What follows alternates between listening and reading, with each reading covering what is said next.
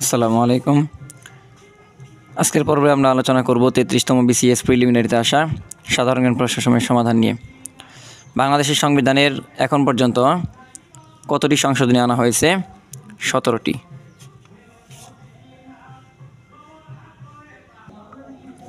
পূর্বাশা দ্বীপের অপর নাম কি? দক্ষিণ তালপট্টি দ্বীপ। মুজিবনগর কোন জেলায় অবস্থিত? মেহেরপুর। বাংলাদেশের সেন্ট মার্টিন দ্বীপ কোন জেলায়? কক্সবাজার জেলায়। বাংলাদেশের সর্বাধিক বৈদেশিক মুদ্রা অর্জনকারী বিষয় কি? Readymade garments. শালবন বিহার কোথায় অবস্থিত?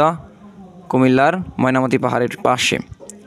সাবাস বাংলাদেশ ভাস্কর্যটি কোথায় অবস্থিত? রাজশাহী বিশ্ববিদ্যালয়ে অবস্থিত।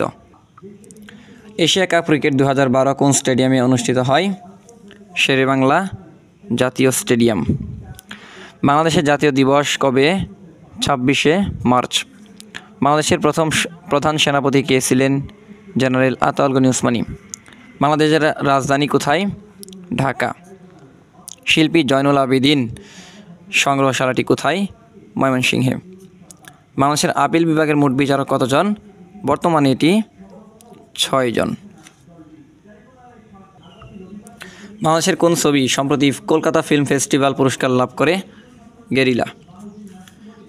বাংলা সাহিত্যের অন্যতম বিশিষ্ট পত্রিকা কল্লোল কত সালে প্রকাশিত হয়? 1923 সালে।